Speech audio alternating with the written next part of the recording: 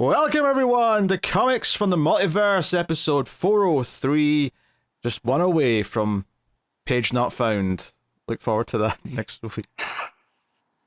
I have a comment for off air, so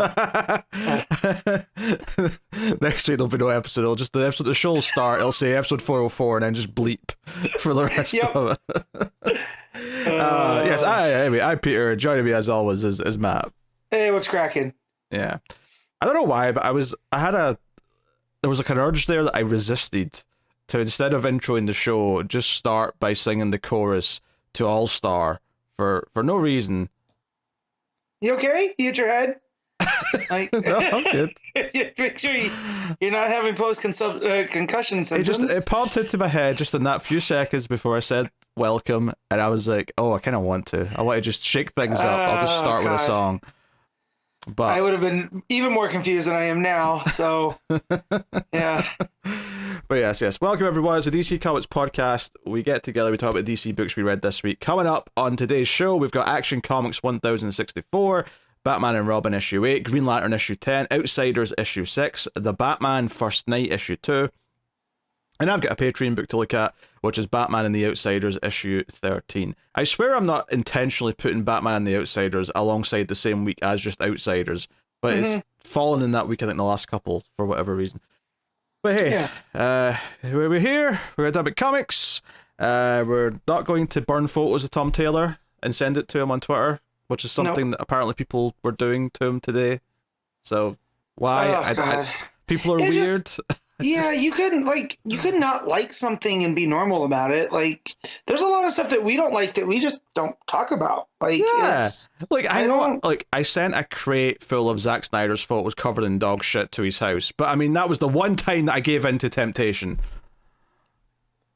You don't even have a dog, so I have questions. There's dogs in the neighborhood. I crowdfunded, as it were. That said, that man is, every time I go to social media, that man's talking about the real cut of the movie he just made, and at this point, he has to be self-aware, right? Like, it's a joke that he's doing for his own amusement. Oh, I don't know. I don't want to think that he's being sincere. His movies have taught me that he might be the least self-aware man who's ever lived. That's true too, but yeah, he was talking about the Rebel Moon Part 2. And now there's a director's cut that he wants to put out if they'll let him, and I'm like, bro, it's Netflix. They split your movie. I'm sure. Just talk to him. Like, I think my worry is, though, does that mean there's going to be a director's cut of the both together that's like 5.5 hours long? Yeah. Is that what we're building up to here? Yeah. Yeah, I'm not watching that version, for the record. No, and again, stuff that I don't like, I don't talk about. Like Rebel Moon. Didn't see it? That's okay. If you liked it, I'm happy for you. If you didn't like it, we'll talk offline. But yeah. Yes, well, I had to do it because I do a sci-fi movie show. Yeah. And there was yelling, there was tears, there was vitriol. Still didn't send the burning photo of the man to himself, just for the weird parasocial hijinks of it all. Yeah, that's the whole thing too. And there's been a kerfuffle in the wrestling world, and I'll save time, not get into it. But like, these people aren't your real friends. Like, you don't have to pick a side. You can just look at news and go, oh, okay. And what goes on in these multi-million billion-dollar companies is entertainment, right? Like, I don't know. People are too close to this stuff. Like you said, that parasocial relationship is a danger most times. More often than not, I feel. Yep. It's the world we're living in, but it is what it is. But how was your week, Matt? Oh, again, full of wrestling stuff. So I've, even though this was a week that wasn't quite busy, I still struggled to finish on time because I've been busy doing other things. But yeah, other than that, pretty quiet. How about yours? Yeah, busy. A lot of TV stuff going on to review. The fact that Fallout launched on Amazon Prime this week, and for some reason they've decided to do that as a binge model where they put all the episodes out. Did not help. I prefer weekly, both just to watch but also to review. It's hard to cover shows that are just dumped out like that. Yeah. But I really liked the first episode, so I did the second episode, and we'll likely be doing the third one probably tomorrow at the time of recording. Yeah. So it's pretty good though. You might actually like that show, Matt. It's Yeah, no, it's earmarked. We were gonna start it on Thursday, and then my brother called me with a very unserious call, and that that changed our direction for the night. But yeah, so I'm glad I didn't start it because I would have been very upset with the amount of nonsense. But yeah, no, there's that one and Shogun, the two that I want to start. Oh yeah, that's good too. That's a very serious show. Whereas Fallout's a bit more pulpy. It's got some gore. It's got a bit of a sense of humor to it. But it's I think for people who've played the games, there's a lot of references and nuggets to the games, and it feels like it's the same world as the games. But it works completely standalone. So it's its own story. Yeah, inside that world, which is nice. I think technically it might even it doesn't really matter. But I think I read something that. This is set 50 years after Fallout 4, the video game, so they're not connected in any way, but it's just it is the same. It's the same America that we're in. Gotcha. So. Yeah, Fallout's one that I've had interest in. I don't get down with first person stuff, so I've never really got into it. But from the lore that I've heard, a show sounds right up my alley. Yeah. It's very interesting. Yeah, it's the post-apocalypse, but it's the post-apocalypse to a weird alternate future where it's very 1950s-esque. So it's got a bit of a vibe. But first 2 episodes were pretty good. I don't know if it holds up the whole 8, but we'll see. So so that was taking up time this week, amongst all the usual stuff. So I've been busy. And unfortunately, Star Trek Discovery still exists, and I'm still reviewing that. But 7 left. There's 7 to go, and then I'm free forever. Fun. So that's that. So let's get into things. We got the top 10. It was formerly the ComiXology top 10, but is now the Kindle rankings 10 or whatever we're calling it. So they're separated by day still, at least for a couple more months. Matt, what is your guess for Tuesday? My heart's telling me, I'm just going to go. I'm going to go with Action Comics. Action Comics is number 1 as of right now for Tuesday. Number 2 is the Batman for night. Because of the hyphen, every time I go to say that title, I almost always say Man-Bat. Every time. Yeah. You want to transpose them because that's what we're used to seeing. It wasn't like when it was the new Superman, right? It because of new being in there, it broke that up. So plus, there's no Man Super. True. To get confused with, which is my main problem, I think. Yeah, maybe. But number 3 is Green Lantern. Number 4 is Batman and Robin. Number 5 is Outsiders. Number 6 is Suicide Squad Dream Team. 7 is Batman Dylan Dog. 8 is Red Hood The Hill. Number 9 is Sinister Sons, and number 10 is Speed Force. Which I'm shocked that we got enough single issues out, because it really felt like the back half of that top 10 were really scraping the barrel there a little bit. Yeah. But very good. The Vigil collection is ranked at number 13 for this week, so that must have come out digitally. So that's nice. Good. So check out the Vigil if you haven't already. It was a fun 6-issue series. What was your first guess for Wednesday? Oh, let me look. I was checking out Speed Force and seeing if it was the final issue. We can hope. Yes, but the first thing I read under there was a perfectly all right ending for a very mediocre book. Very, very funny. Now that I'm looking at the Wednesday books, nothing is popping out that with my little cheat code that I use. So I'll just take a stab and say Ultimate X-Men 2. Not quite. Nope. Number 1 is in fact Resurrection of Magneto, issue 4. Okay, that was down on the 4th row for Comic Geeks. So it is Al Ewing though, so fair enough. It's, no, it makes sense. Had I saw it earlier, that might have been my guess. Number 2 is Transformers. Number 3 is Ultimate X-Men. Number 4 is Wolverine. Number 5 is Invincible Iron Man. Invisible to us. Yes. Number 6 is Amazing Spider-Man. Number 7 is Weapon X-Men. Okay. What is that? It's just them being fancy with the title. They're like, oh, we've got Weapon X and we've got X-Men. We're going to mash them together because we've not done that yet, I guess. Although I bet they have. I bet there's a mini series from the 90s or something that's done that already. But anyway, 8 is Miss Marvel, Mutant Menace. Number 9 is Fantastic Four, and number 10 is X-Men 97.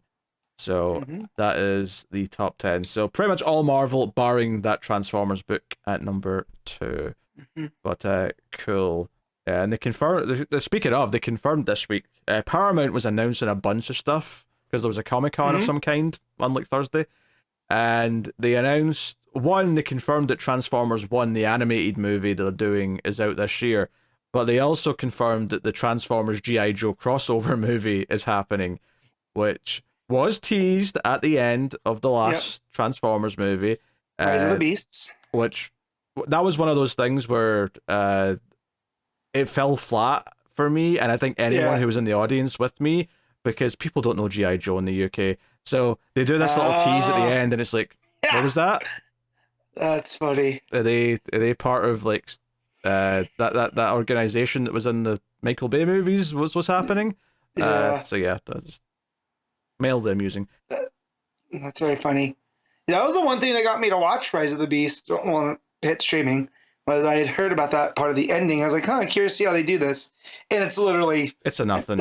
It's nothing's really seeded throughout. It's just Nick Fury showing up after the credits of Iron Man. That's all it is. Yeah. So I was like, oh, okay, there'll be something in there that kind of leans that way. And there was nothing. No. But they also said they're doing an R-rated Turtles movie based on The Last Ronin, which...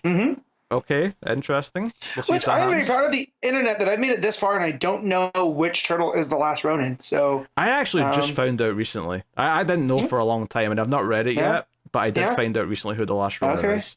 Yeah, I've done this thing where I try to figure it out just by context, and you could literally tell me of any of them, and I would believe it because from what I've heard, that story is pretty well done. So I could believe that it's any one of the four. Yeah, I mean, that's part of the whole thing is like, I mean, I've not read it, but I believe they do keep it a secret for a little while until they reveal who it is. So, yeah, curious. Cool. But there you go, that's your top 10s. There's not really any news this week, really, but there was one little nugget that's I think was worth mentioning, and that's technically the first film that comes out from the new DC studios is not going to be Superman. That's the first proper movie they're putting out, don't get me wrong, that's the first big production. But they're doing a documentary about Christopher Reeve that'll actually be the first release that they technically do. So it's called Superman, the Christopher Reeve story, and I said it that way because it's Super/Man, if that makes sense. Okay. There's a forward slash in there. So yeah, it's just a documentary about Christopher Reeve. Not much more. Yeah, they revealed this at CinemaCon 2024. That's probably where all that Paramount news was coming from. Yeah. But yeah, so not much to say really. I'm sure it'll be a touching story. Obviously, he had a very kind of rough end to his life with being paralyzed and whatnot. But so a lot of the stem cell research, and that's kind of his legacy.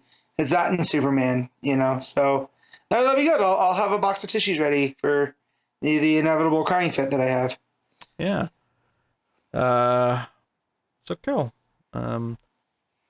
Let's get on to books then, I guess. Yeah, we don't have any other news to talk about. It's just that kind of week, I guess. So starting off with Action Comics 1064, Joshua Williamson writing with Rafa Sandoval on the art. This is the start of this Brainiac, House of Brainiac specifically, crossover story between this and Superman. Basically, it's just the next Superman arc that's just getting out quicker because they're giving him some Action Comics issues to put it in as well. That's the way to look at it more than anything. Okay, I'll be positive to start with. Okay. I'm expecting to be underwhelmed later, but I do actually think that this first issue of this story is pretty good. I like how deliberate the pacing of it was, right? Yes. Like it doesn't rush getting to the big, like not even a reveal or anything, but when the action of the story gets going, we're a good how far into the book? It must be like a third of the book at least. Yeah, I mean, before anything major happens on my reader, it's page 11. So, so about 10 pages in. Yeah. So about, like you said, a third. So, yeah, I like how deliberately paced that was. Yeah, I mean, it takes time to kind of just let Rafa Sandoval do a bunch of fun stuff. But more than anything, it's like almost like a roll call. Lois has got a day off, and as she walks through Metropolis, we basically see her pass by a lot of the other supporting characters. You got the Steels with Lana, which they remembered Lana's Superwoman finally. It's been ages since they brought that up. I feel like it's been years, right? It feels like it. Yeah. But, she goes past Connor and Keenan, the kids. She goes past Kara, gives her a high five. It's all very nice. And I think the thing that this does is that not only does it give you a roll call of all the characters that are going to be in the story, including some of the sort of anti-heroes or villains who are locked up as well, is that it makes you just have a bit of fun with them all and like them all a little bit, so that when stuff starts happening later, you care just a little bit more. Because you've had a little taste of like, hey, they're all happy and I'm glad to see them all. Yeah. Kind of thing, you know? And we're also dealing with Jimmy and Silver Banshee being in a romantic relationship. That's pronounced Siobhan, right? Oh, I thought you were about to correct me. I was like, no, it's Silver Banshee, man. Yeah. No, yeah, but yeah, you're it right. gives all of their proper names as well. So like when Siobhan. we see Metallo, it has almost it as John Corbin, which I also like that Williamson's kind of humanizing these characters that were, being not misused, but they were being manipulated by the other two. Why am I blanking on their names? Farm and Graft, right? So instead of giving their villain names first, we get their actual names. And then we get that with Silver Banshee, but that name always trips me up because is that a Celtic Gaelic name? It's an Irish name. Okay. I believe. An Irish. There's a lot of weird Irish spellings of some names that it throws me off as well. The first time I saw that written down, I'm like, what the hell is that? And then someone said it was Siobhan, and I'm like, that's how you spell Siobhan? Yeah. But yeah. I remember Connor, because I was afraid to trip over it, and Connor just says it and then looked at me like, yeah, everybody knows that. And I was like, I've never met anybody with that name, so excuse me, maybe you know a bunch, but, but not me. But yeah, so I just wanted to make sure that is Siobhan, so... Yeah. You get this big, great 2-page spread of Superman flying over the ocean with the birds, swimming over the dolphins, going past the football park. It's all designed to just be this idyllic morning. A little bit of joke because he's going to do some yoga with Lois and she's making fun of his outfit.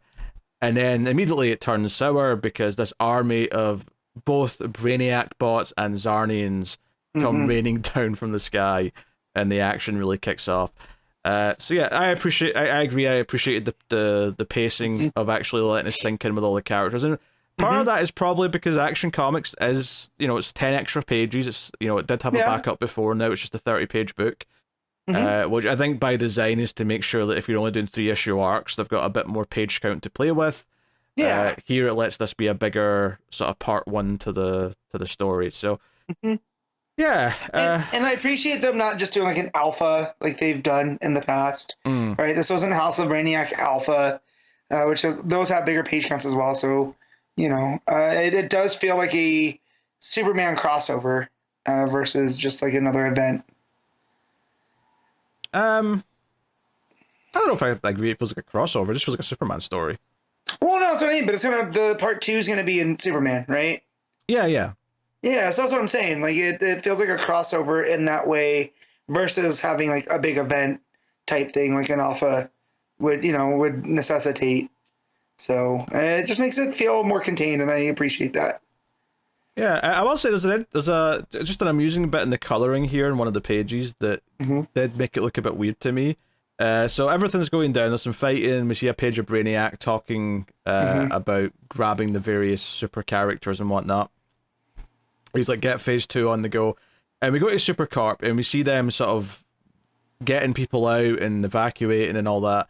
It's the same page where it turns out that the hologram, the sort of the Jor-El-esque hologram of Lex, was actually never something that Lex built. Lex is like, what the hell is this? I never built this. I kind of love that. I didn't think that was funny. And it was good because it had been set up. It had been a recurring thing throughout the run. So it felt like a nice little payoff to get that. So fair play. But the thing in this page that made me do a double take is that there's a page of, I think, Lena looking out the window and you see her from behind.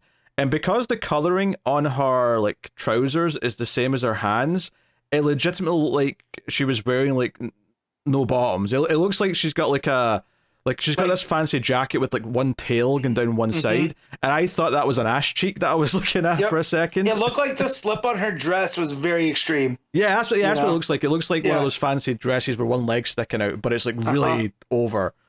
And it's just a coloring thing because she is clearly wearing trousers in every other panel. Yeah. It's because of the red of the light that because the stuff starts going down, the super core lights kick on for like, you know, DEF CON, whatever. And yeah, the red, it's that hint of red that it gives her trousers almost skin tone. Yeah. So just a minor quirk. I don't know if I'd call it like a problem per se, but maybe just picking a different color would have done wonders there. Yeah, because I'm looking through the rest of it, and she really doesn't come back up again to see like pants, right? Everything with her is kind of from the waist up. So that's kind of easily fixable. You know? I mean, I'll make the assumption and assume that she is wearing pants. I don't think they're trying to be sexy with it or anything. But even on the next page, actually, or 2 pages later, there's a panel where she's next to Mercy as she's firing off her hand. And it's the same problem where it's blue this time, but because the lighting's made her skin kind of blue, now her trousers also look kind of blue. Yeah. And it almost has the same problem. It's a little bit clearer in this one that it is a different slight shade, but it's still it's close enough where I'm like, oh, that's funny. It's a funny recurring little quirk. Very much. To one character. I think the panel at the top of that page, though, we can see her in the background of the group shot. It's actually clear that her trousers are a different color, so it's more obvious there. But hey, so yeah, Zarnian's showing up, doing a bunch of fighting. Everyone's questioning why. They're firing off these like, I don't even know what to call it. It's like bubbles, like these big sort of like containment bubbles that are like trapping people. They almost look like a water bottle on the top. Right? Like a screw top, almost like a canteen. But yeah, I definitely, being that it's Brainiac, I took them as container type devices. I suspect Brainiac supplied them with whatever this tech is. And Lex tries to be a hero, and like he's got like this secret like armor built into his watch that only works for 10 seconds. Yeah. Which I appreciated because I'm like, wait, he could have just had like this fancy like holographic armor this entire time, but he's like, no, he's only got enough power in the watch for 10 seconds of this, and he dives at the main Zarnian who's in the scene and like shouts out to Superman, who's like, Lex, you better have nothing to do with this. He's like, why does everyone keep assuming I'm behind this? Come on now. Instead, the implication by the end seems to be that Lex almost wanted everything that's happened already with like all of his villains teaming up to happen to try and prep Superman for what's coming next. Yeah. So even if it was like, because I took that as it was almost subconscious, you know. Yeah, maybe. Yeah. Yeah. I think if it was intentional, if it was conscious, then I would maybe say it's a bit convoluted. Yes. So we'll see like how the conversations actually go in the following pages. Supergirl gets a badass moment where she gets to melt off a robot face, but then her, along with all the other super family, start getting grabbed in these containment bubbles. Not just the people at Supercorp. Silver Banshee's proven to be quite helpful. She's screaming the face off people. One of the main things, though, is the main Zarnian who ends up talking a lot is like, oh, I've heard I've got some cousin who goes around these parts, but apparently he gets beat by you all the time, so he must be a little bastich. I'm a proper Zarnian. So it's really setting up this idea. General Chakal is his name. That's the one. Yeah, because he goes, word is you have a distant relative of mine, some geekoid named Lobo. I was like, oh my god, if they considered Lobo a geek, these guys are gonna suck. Also, this dude, he looks a bit like Kratos from God of War. Yeah. With like a biker jacket on. Yeah, he's got the bald head and the long bushy beard. Well, not that long, but a bushier beard. But yeah, with the vest, so Lobo-esque for sure. Actually, with the black kind of like around his eyes, he looks a little bit like Warlord when he was in the Powers of Pain. If we do with an old school wrestling reference. Yeah. It definitely, the eye makeup helps, or whatever. Are those? Hold on, I'm looking at the Zarnians. That must just be his Zarnian physiology. Yeah, I don't think it's makeup. I think it's just part of their gotcha. skin or whatever. Yeah. Yeah. So yes. But yeah. So they've kidnapped like basically all of Superman's allies. I did appreciate that the Brainiac was like, okay, we've done what we've came to do. We need to get out now because the rest of Superman's allies are going to show up. So they're acknowledging that Brainiac knows that the rest of the Justice League and the Titans showing up would be a problem. They've came in to like quickly take away these characters. But Lex says to Superman as he's bubbled and bottled off as well, he's like, hey, you're the only one that can save us now. And he's going to go and get his daughter back. Blah, blah, blah, blah. So, you know, Lois is still around. Clark goes to see her. Superman's pretty pissed. He's looking around trying to find them. And we see a bunch of... Because there's a little tease in the previous page where Brainiac's talking to someone and says, hey, I'm going to get all this knowledge from the universe, and unlike before, I'm going to share it now. And then the final page shows a bunch of Brainiac-looking dudes of various kinds and sizes, and like some just have some facial hair or different looks. There is one dude though, who's got a bit of a Cthulhu. Yeah, a bit of a Cthulhu vibe going on. So I'm looking forward. I mean, because it's Williamson, I'm kind of expecting that it might be disappointing, but I am intrigued by the explanation for all these different Brainiac dudes, or what Brainiac's doing now with this. Like, why is this the status quo? Yeah, well, and each of these Brainiacs too, someone had pointed out they're from different runs as well, so it's almost like it's canonizing, like John's kind of did this too, that all Brainiacs are Brainiacs, but they were like drones of some kind. So I'm wondering if this is going to be along those lines, that Brainiac's been making copies of himself, or if these are from multiverse, if these are out of time, you know what I mean? Something like that. But yeah, it seems like Brainiac's lesson is, instead of hoarding knowledge, he's going to share it with, you know, like-minded people. Yeah, I mean, also the art's very good. I think Sandoval, like, he's not necessarily an A-tier artist where I always get excited by the name, but issues like this show that he's very much got it. Like, clearly he got some time to put some effort into this, and I think all the various characters all look pretty good in this issue. There's a lot of good expressions, there's good action layouts. I like the layout on that page where Superman's looking at the end, just because all at the top is him going, like, he's chasing the Brainiac ship, and then he gets to the atmosphere, realizes he can't catch it, so he comes back down and starts looking, right? And so instead of just doing, you know, like kind of like a scan of a big page, it's two eyes almost, right? Like binoculars. And he sees Jimmy, and then he sees Steel and Natasha, which I do like, because it makes it feel like we're getting Superman's actual perspective. So, you know, that's a fun layout. Yeah. Superman's last word is Lobo, and he sounds pretty pissed, so he's going to go looking for Lobo. It sounds like. If Guy Gardner's not already found him, I suppose. More on that later, potentially. Yeah. No, the art's very good. I thought it had a great sense of like feeling like the start of an event, in the sense that it started slow, it gave you some time with the characters, it set up the big cast, and then hit you with the big action stuff, and there's some great action sequences in there. So, and to be fair, there's some nice payoffs to things that have been in the run, in the Superman run. That hologram thing not being a Lex creation, and there being a twist there that it's actually a Brainiac creation, was actually a nice little twist. Like, it was actually a smart reveal. Well, and it feels like with, you know, Lena having the Brainiac thing on her forehead, right? It is playing back into, I forget, it was that Our Worlds at War, right? It's playing back into that Lex and Brainiac story too, because it feels like this plan, the reason why Lex was able to almost, and again, like I think subconsciously, you know, plan this type of stuff out with Superman, is because he had some kind of knowledge from the time he shared. Were they merged? I don't think I've ever read Our Worlds at War. Yeah, I haven't. So yeah, that's me. Yeah. So I'm wondering if that, you know, again, you're talking about payoff, if there's payoff to that story. But yeah, I will say one of the criticisms has been, I think, from Williamson's run the entire time, where it's like, you know, I am really, really getting tired of big groups of these things, right? So had all the parasites.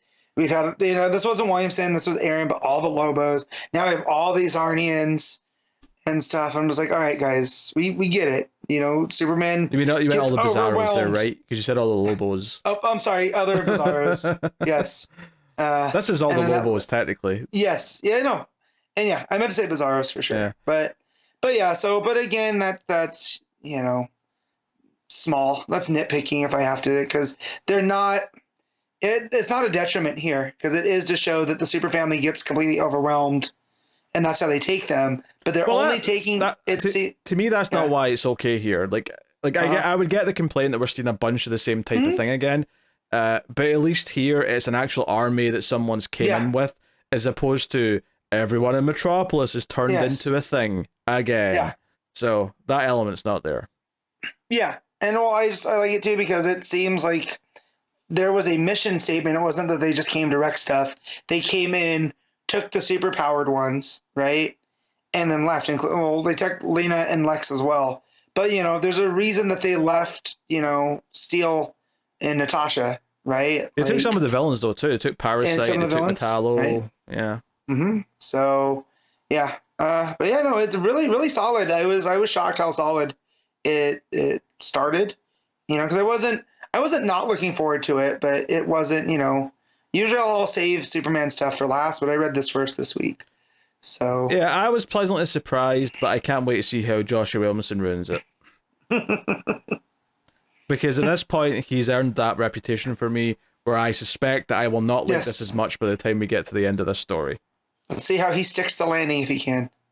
That's the thing, it's not even just the endings, it's usually like the third part of the story where he loses the final act. So yeah, all right, yeah, that's about all I've got on it. I think it's just it's a fun, well-paced start to an event that teases some of what the characters are up to without getting into the meat of it too much. But it was enjoyable to read and to look at. Matt, what are you giving Action Comics? I'm gonna give this a solid 8.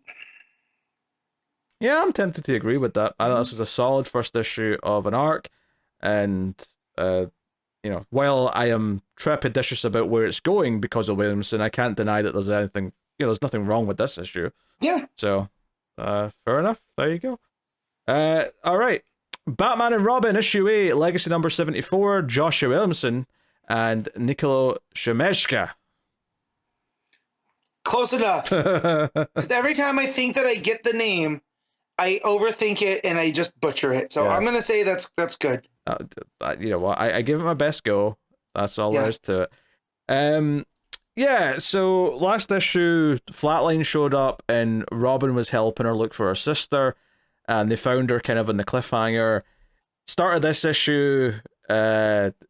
Basically, she's like gun running or something. She's stealing weapons from supervillains in Gotham, because whenever Batman puts anyone away, oh hey, there's a freeze gun sitting here for the taking.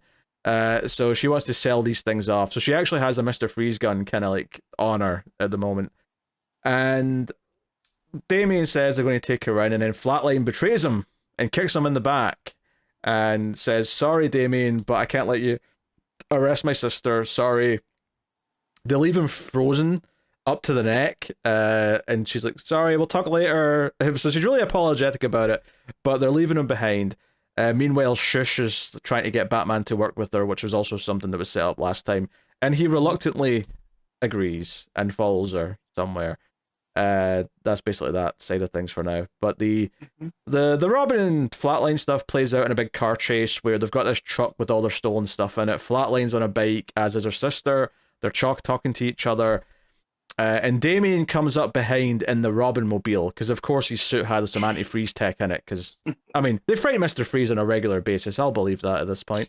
It makes sense, especially with Robin, too, right? Like, he's going to be more like his dad than any of the others. Oh, sure, yeah. So he's got his buggy that he calls the Robin mobile, and Flatline's sister goes to fire a giant cannon thing at him out the back of the truck. But Flatline blasts her cannon with it, and then yells out with a smile on her face, double cross, and helicopters come in. And basically what it turns out is that Flatline had made a deal with the authorities to bring in her sister, but they had to lead her to where the rest of her goons were first. So this was just hatching that plan. So she had to betray Robin in the scene to get her sister to go and trust her. but ultimately her plan was to let her sister be taken in. So she makes all with the apologies and makes big eyes at him and says, "Hey, I'll stick around for a little bit and help you with your cases." And like, honestly, the art here, well, it's pretty solid enough. I do think he maybe goes a little over the top with the big anime eyes when she's like smiling at him and saying, "If you'll have me," like a puppy dog. So Batman and Shush go to the Man-Bat's lair, and basically Man-Bat shows up quite quickly with all the men, and they attack Batman. Shush didn't betray Batman, but Shush kind of tries to spin it with Man-Bat that, hey, you wanted Batman, I lured him here. Like, isn't that good enough? Aren't we good? There is some fun stuff here. Man-Bat looks really demonic as he like slashes at her, which is quite good. By the way, Batman does ask her at one point, like, what's your connection to Hush and Tommy Elliot? And she's like, didn't say the magic word. So we don't know yet if there is any connection. She claims she's just a person, but I'm not inclined to believe that for the time being. No, I mean, but just the whole Tommy Elliot of it all, right? Like, I don't know. Yeah. So Man-Bat kind of accepts this after dishing out some punishment, but doesn't seem terribly enthusiastic. Man-Bat and Batman fight a little bit. And then Batman chains on to Man-Bat and they go deeper into the cave, into the sewer system or wherever it is. Because one of the things they saw before Man-Bat showed up was a map of like a tunnel system. And Batman's like, I know the sewer system and all the tunnel systems in Gotham, and I don't recognize this. So it seems like there's a secret tunnel system that he doesn't know about. So that seemingly is where Man-Bat's flown him into at the end.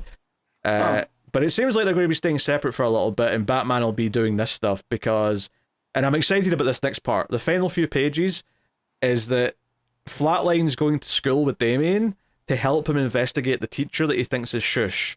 So we're getting high school antics. Damien comes in, like one of the teachers says, "Hey, you have to go and like talk to someone," and one of the girls is, "Okay, if you want to get more time with that teacher, then detention is probably the best way to do it." And then the final page is Flatline walking in her like sort of gothy like teenage outfit, and Damien's like, "I told you to be inconspicuous," and she's like, "That's not my style." And I'm like, Damien, she's like silver. Like she was never going to blend in completely. Okay, she was going to stick out. Them being in school together though, working on their own little case that he's, this subplot throughout the whole thing is my favorite part of the book. This is a great step for it. The actual plot with them in this issue before this scene, where it was the whole sister stuff, was just kind of whatever. It was like, oh, she's betrayed him. Oh, no, she's not. Whatever. It's some fun action, but mostly just fluff. The Batman and Shush and Man-Bat stuff, again, mostly just fluff. It's fine. It's inoffensive. It's pretty decent to look at. And it's a quick read, so whatever. This final couple pages, though, does make me think it's going places that I'm very happy about. So... we'll see. It just says Damien and Flatline undercover in detention next issue. So, and that's the stuff that I loved on Williamson's Robin too. Was Flatline and Robin. So, yeah, I'm all about it. I think the plot with her sister. I was really excited the previous issue just to have her and Robin interacting, but all the stuff with the actual sister this issue just kind of felt like this almost feels like just like.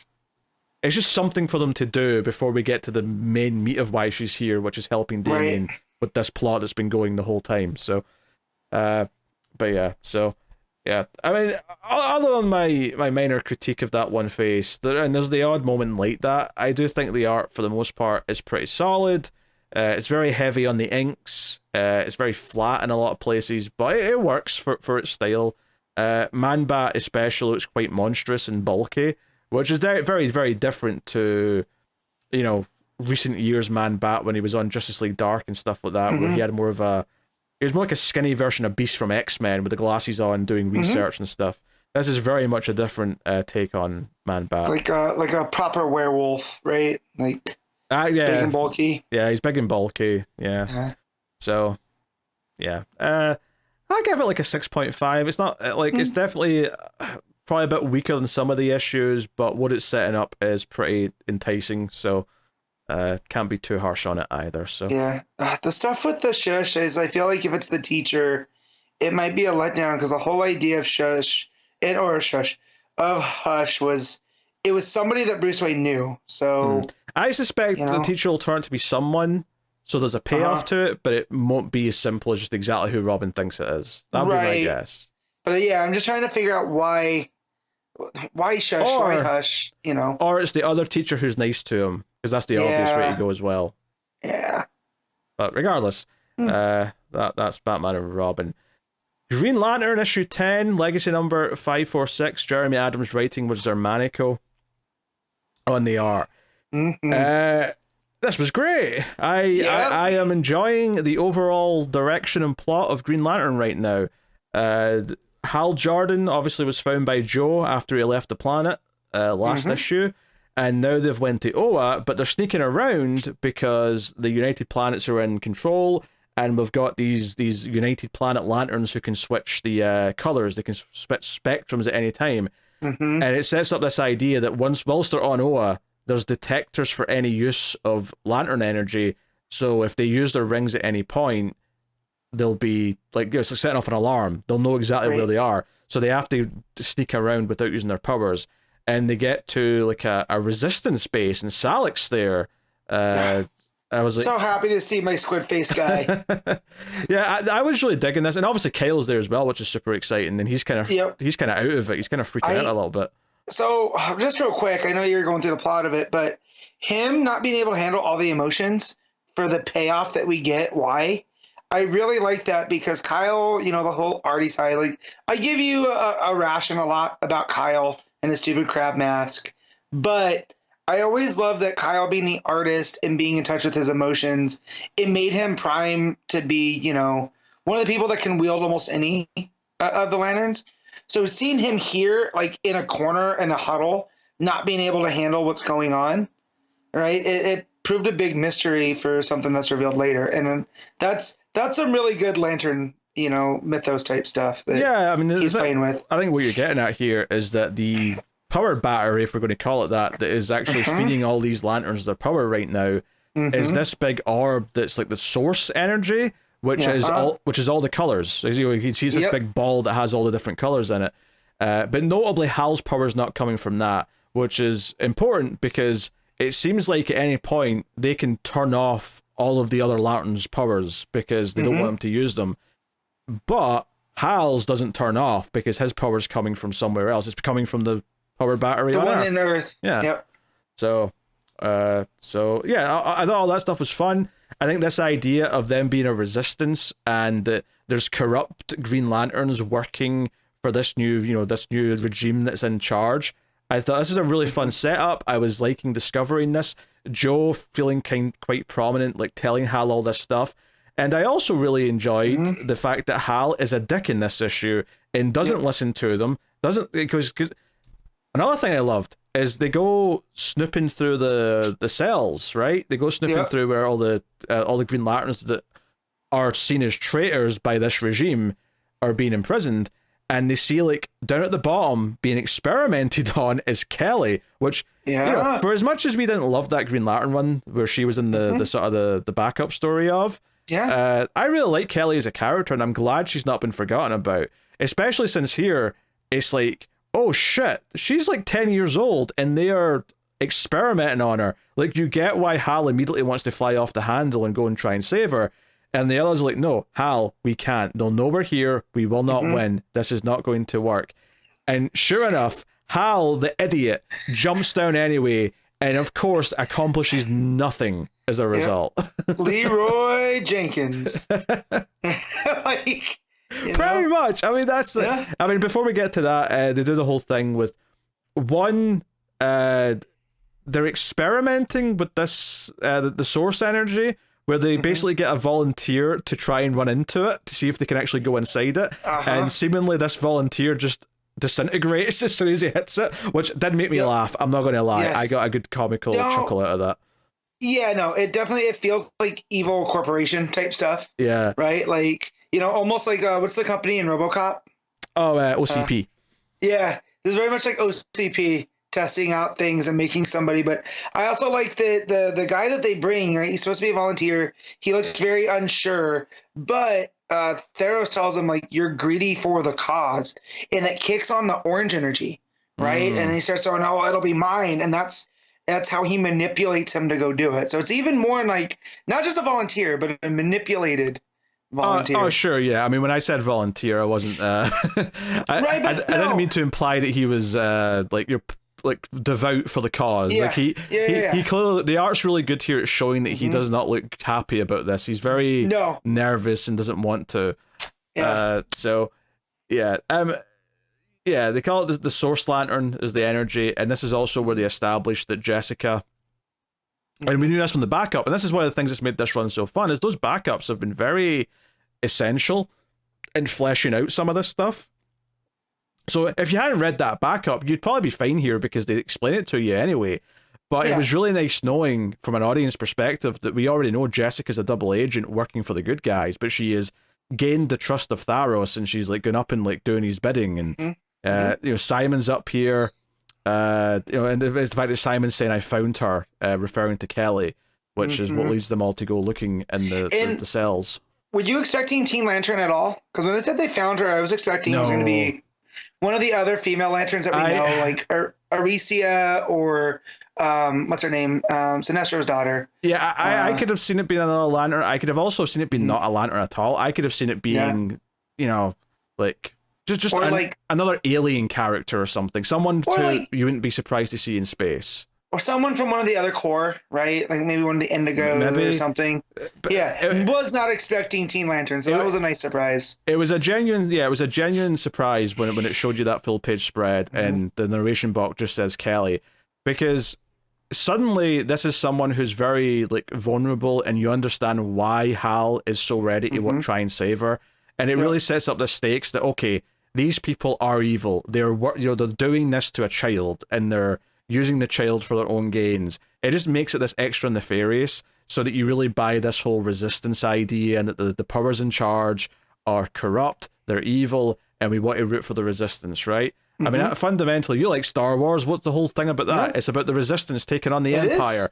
That's kind of what they're doing here to a point. But yeah, like I said, Hal just jumps in like an idiot, takes out the scientist, but then of course the Manhunter armor looking dudes show up. Yeah, they'd look like the Praetorian Guard from Star Wars, the Crayola guys. You know, so yeah. And they're not Manhunters. They mention this as well. Is that the guards they're using Manhunter like armor and technology, but they're not actually Manhunters. Yeah, there's people in there. They're not the androids. Yeah, and because Hal's jumped in, Joe and Simon jump in as well. It's like okay, we may as well try. And they even grab Kelly at one point, but then of course, you know, when they turn the powers that be turn off the lantern energy so that Joe and Simon can't use their powers, but Hal's still, you know, guns blazing as it were. But unfortunately, one of the scientists is able to grab Kelly, so they don't get Kelly. Kelly's still with the bad guys. But whilst they're running away, Hal notices Razor in one of the cells and grabs him, and then also says to Baz, "Hey, that was one of the lanterns that came to see me on Earth. Grab him so we can question him." So they grab one of the lanterns that came hunting Hal. So yeah, good stuff. Tharos is like demanding to know who these lanterns are, and this may be an important plot detail. He actually says, "Pull off the like whatever's enforcing the blockade on Sector 2814. We'll just have whatever else like patrolling that." Bring all the powerful entities back here. We can't have these rogue lanterns ruining like everything we're doing. So I think the fact that the blockade to Sector 2814 is weakened might be important soon. I could see that coming up in the near future. So very interesting. I also want to point out too that Adams goes out of his way to show off Larfleeze, and about how when the United Planets went to Okara, his planet, he took out a big chunk of those United Planets lanterns too, in order for them to take over the orange energy, because he had said that's what they were testing out. Now that they had more of the source energy for that source lantern, maybe that would be the key in. And so they're taking all of these, you know, like he was the Orange Lantern, right? That was a whole gimmick. Yeah, that was the whole point. Is there was only one because he's greedy. Right. Yeah. And they were able to bring him down. So like, they're still not, like, yeah, he took out a bunch of them, but there's still a force to be reckoned with. If I was to make a guess right now, and I don't know how accurate this is, but I think maybe one of the reasons why they can't get into the source energy, and whatever they're planning to do with it once they get in there, who's to say? Probably just unlimited power bullshit. Yeah. But if I was to guess, maybe one of the reasons why they can't is because they think they've got all the lantern energy and they don't, because there's a power battery on Earth. And I could see the finale to this story being on Earth, like with Hal and the others having to protect that power battery. And it's important that they lowered the blockade stuff, right? Because now everybody's going to be able to get there, get back home. Yeah, as you were. Hal's not mentioned it yet, and I don't think it's because he's wanting to lie to them. I think it's just because it's not come up. And I do wonder if there's going to be a moment where Hal, like they're all saying, "Hey, we can't use any of the power batteries, like we're done," and Hal turns and says, "No, there is a power battery." And whether that means they have to go to Earth to charge up, or he whips out his lantern and they can all charge from that, I don't know. But like, regardless, it feels like a big sort of like coin that he can drop at some point where he'll wow them all by saying, "Hey, we've got a green power battery, we can do this," or source battery, whatever you might call it. Yeah. Anyway, so yeah, they're going to question this this dude, and try and find out stuff that he knows. Hal's all like, "Remember me, mother effer?" So yeah. God, I love Dumb Hal. Dumb Hal is my favorite version of Hal, where he's going off of instinct. This is why Guy's redundant, because Hal can tap into part of that himself. Hal's an idiot, but he doesn't come off like a lovable a-hole. You know what I mean? Like, Hal's fine. I don't think Guy comes across as a lovable asshole either. He does to me, so... Yeah, your taste is questionable. That's true. Anyway, my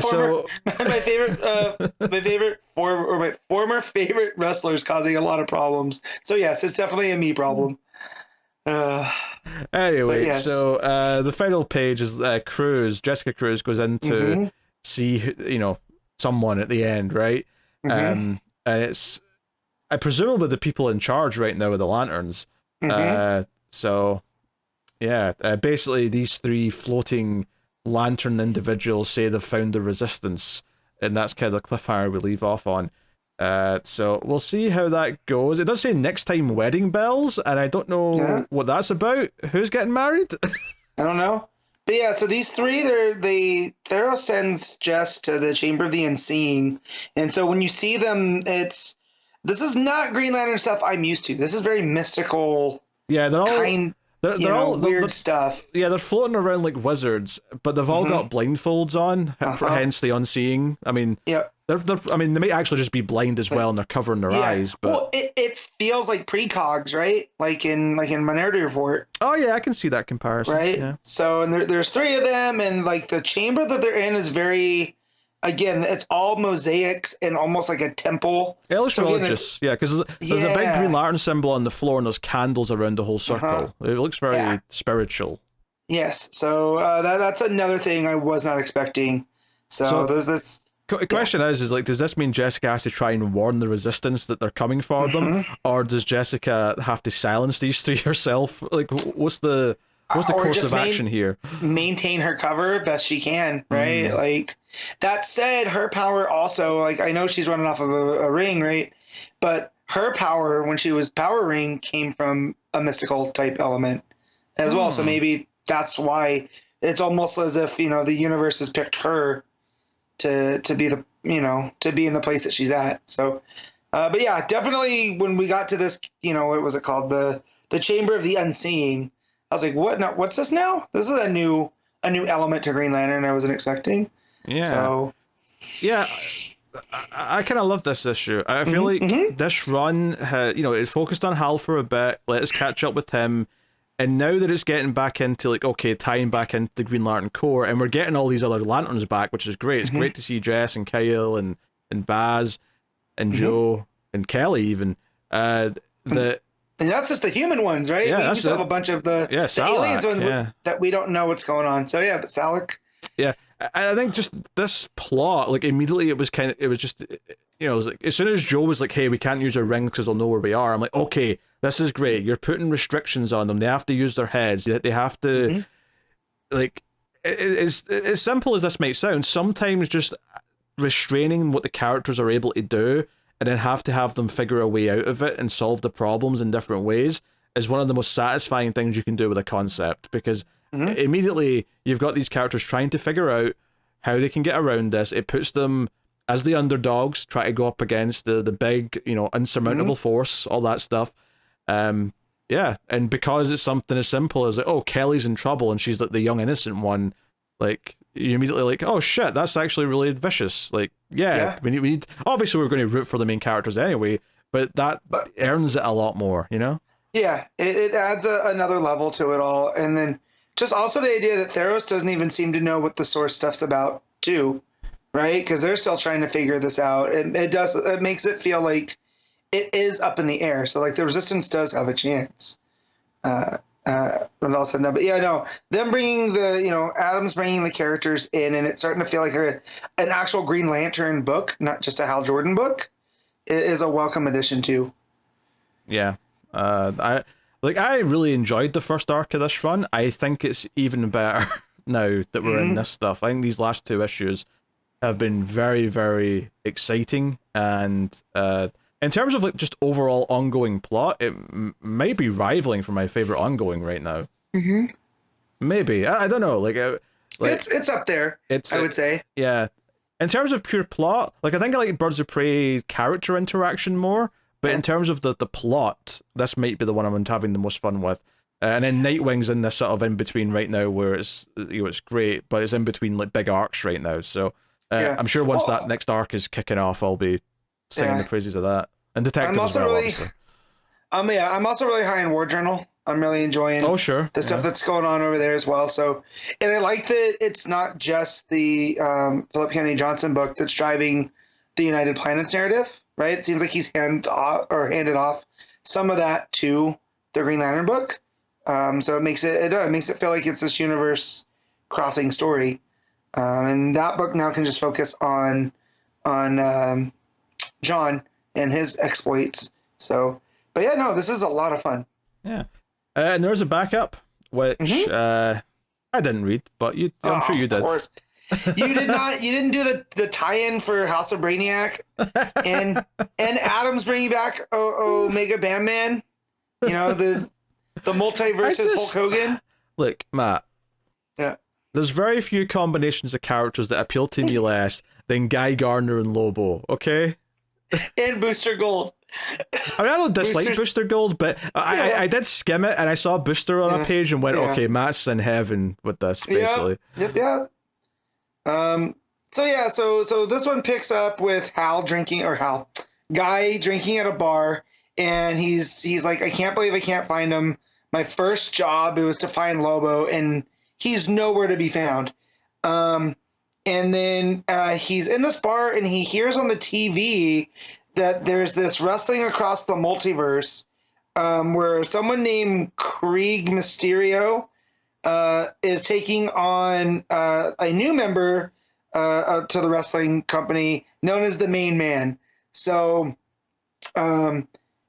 he ends up calling Guy ends up calling Booster, and Skeets puts the call through, and basically Skeets is able to use his time traveling stuff, like the circuits and whatever of his technology, to realize that there's a portal where the Wrestling Across the Multiverse is going to pop up in this time zone, and or this time era, and that's where Guy is going to be able to go, and it's going to pop up on planet Valix 4 in 3 days. So that's where Guy heads. He's sitting there waiting for it, and that according to Guy,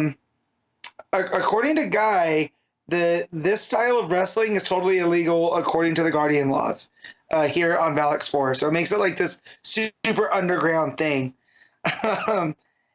he ends up hearing this music, and it ends up essentially being a galaxy version of A Real American.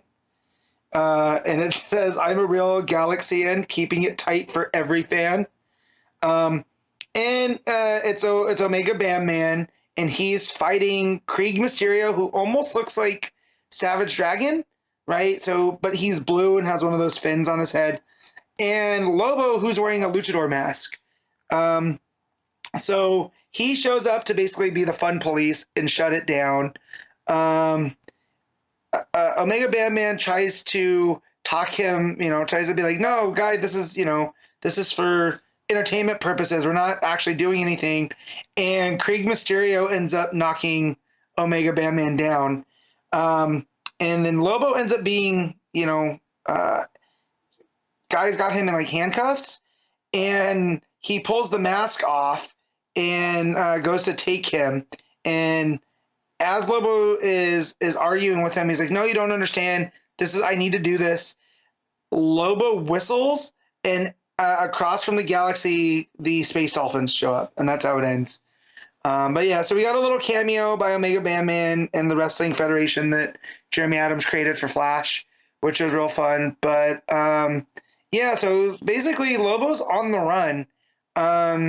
And he's like, look, and he's even trying to maintain the kayfabe of being like, "Look, I'm not Lobo. I don't even know who that is." And Guy not going to be, taken aback by that. That's when he takes him. And yeah, so Guy's going to have to deal with Space Dolphins. The art by Maguire is really nice because it feels like an old school Justice League International. Right, and it's got Guy and Booster, and it is on the sillier side. So that art style, it's very expressive. Like even Lobo under the lucha mask comes across, very expressive. And yeah, no, it's a fun backup. You should have given it a read. I think you would have got a couple laughs. Yeah, maybe. Yeah. I just didn't have it in me. It's fine. I mean, I'm sure just wherever Lobo ends at the end of this story is where he'll pop up in House of Brainiac, and that's it. It's that simple. Probably in the next 1 or 2 issues, since that's how long the event's going on for.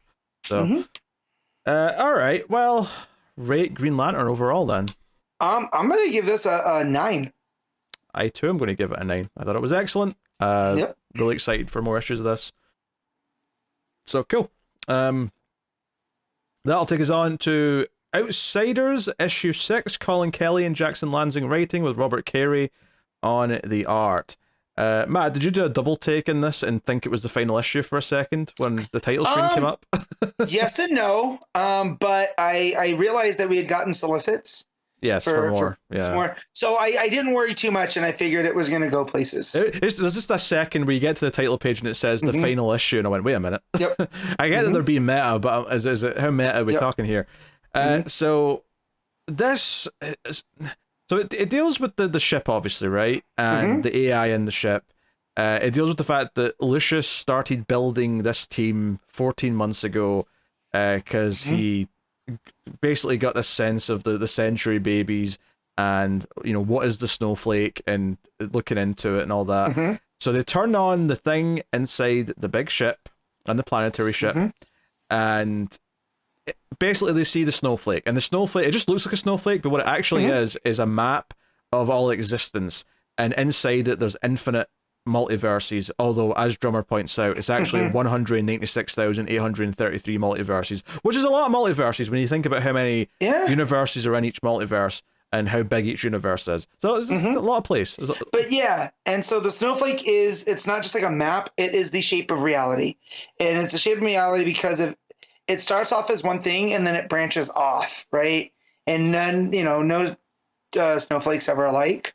Right, so their reality looks like this, and so, and we'll get on more of that when we get into the, what they experience. Yeah, well, basically because they see this, it starts to expand and it kind of sucks them in, and we get the voice starts speaking about being invaded, and they all get sucked into another reality, and it's the place between pages, as it says, and this is this super meta thing where it's basically this like. I'll call it afterlife, effectively, where characters who are in comic books that get cancelled or end go when they don't exist anymore. And it's all a bunch of meta stuff. And I'm sure every single character that shows up in this place is probably an obscure pool of someone who was in a comic once upon a time that I did not recognize. I mean, obviously the postman they meet, Clark, it sounds like an old version of Superman. Yeah, because he says he used to be able to leap 1/8 of a mile. That's the classic Superman, right? That's from the 30s. For sure. And that Superman really doesn't exist anymore, even though we have Superman. You know, that version's off into this, continuity retirement home. Yeah, and the computer carrier becomes like a woman here in this reality. She's here too. And immediately, the way she's eyeing up Kate, I was like, oh, there's an attraction here. And sure enough, at the end of the issue when they're going back, right before they come back, she turns and says, I don't know if I'll ever get to do this again. So she kisses Kate and then says, it was nice to meet you. I thought that was a fun little payoff to that. Especially since now Kate's going to have like a weird fuzzy feeling for the computer system on the ship. I think that's quite fun. Through these first 6 issues, Kate has been through some stuff, man. She's gotten kissed by a ship. She's been a vampire. She's been through Bruce's, weird mansion brain. So yeah, Kate's gonna come out of this like, not knowing what reality is. So yeah, she basically says to the two foxies looking Lucius to go sort of check the perimeter and see where they are. So they go off, and we find out some stuff here. We find out Lucius had a stroke 14 months ago, and that's what led to him looking into all this stuff. And clearly Luke did not know about that, but it's when they're at the diner they meet this other character here, who I'm sure is from something, but he just kind of turns to them and goes, hey, crisis or cancellation? And he's like, yeah, why did you end up here? Was there a crisis and you died?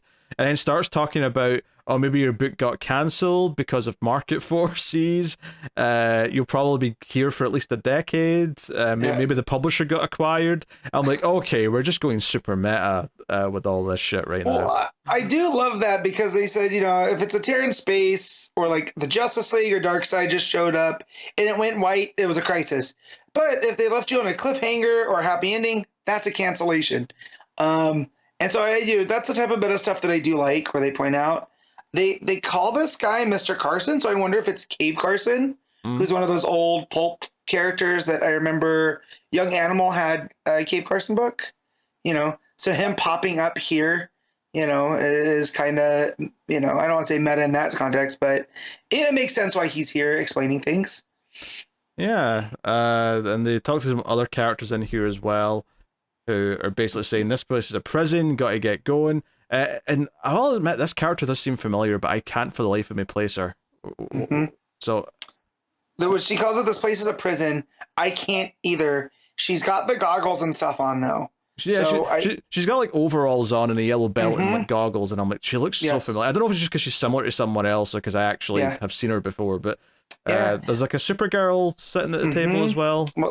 Well, it's kind of like a Raven almost. A Harley for sure, an OMAC. So yeah, a baby Superman it looks like over there.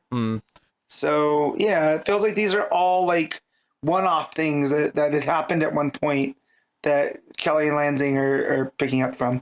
So Drummer actually wanted to go and find someone specific because she just runs off and gets to a mailbox that says Snow on it and is upset to find that there's no one there and starts wrecking the place and like throwing vehicles around and just causing chaos. And the others try and calm her down.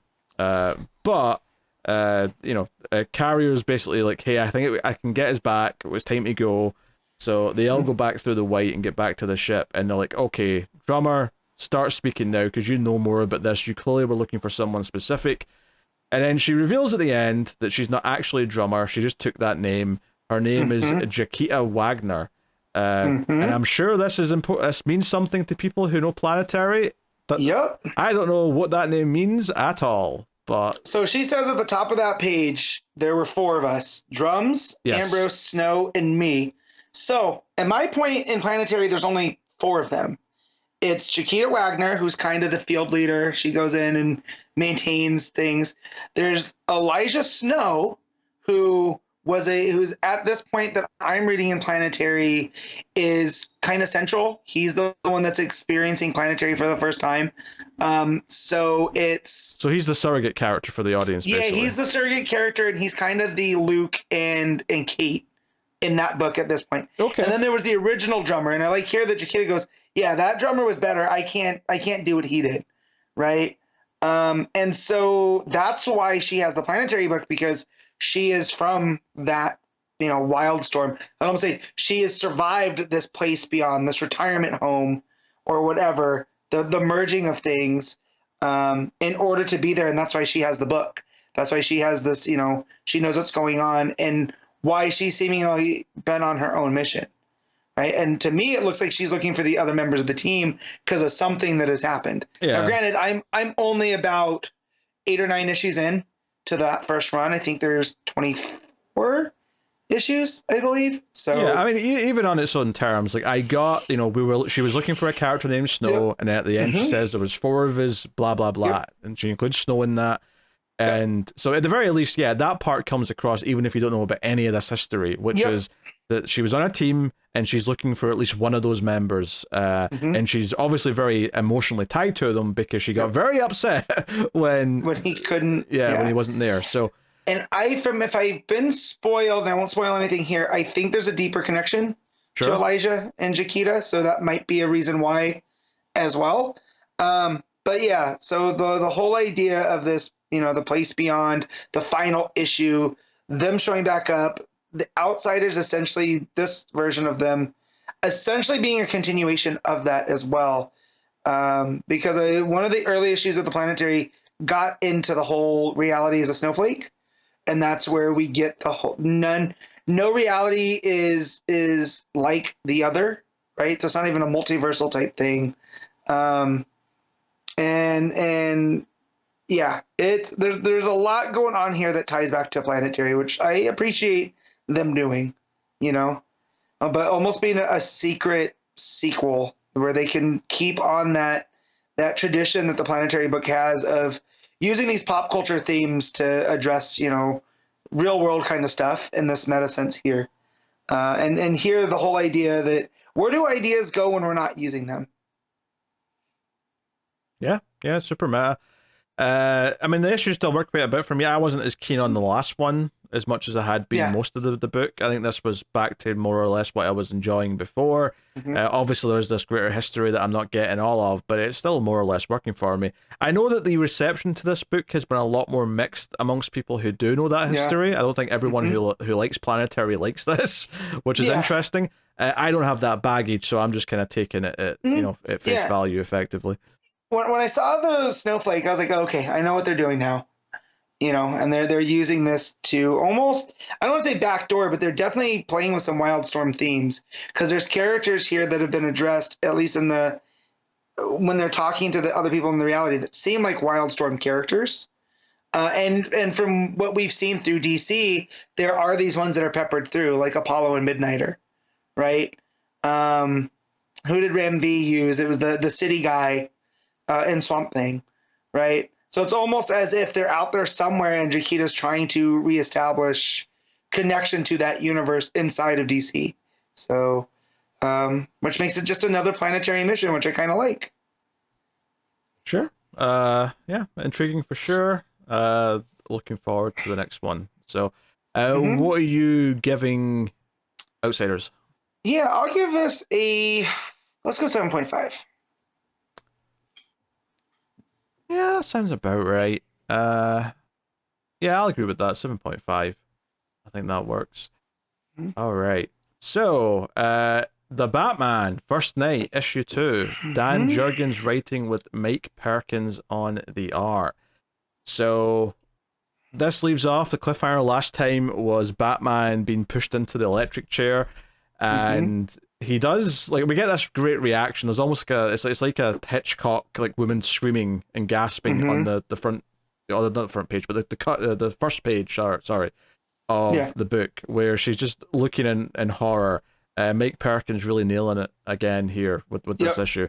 They do explain kind of retroactively why he could have survived, which is, because the power was just out, it didn't have all the juice in it, so that explains it. It's like, okay, you give me a bit of a reason.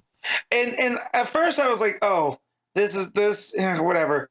And then we see how jacked up Bruce has become in the following pages. You're like, oh yeah, okay, this did a number on him. All right, Oh yeah, I'm glad. Like he snuck out of the execution room, but yeah, there's that great full page where he's kind of like stumbling through the cell area, and there's like smoke coming off of his arms.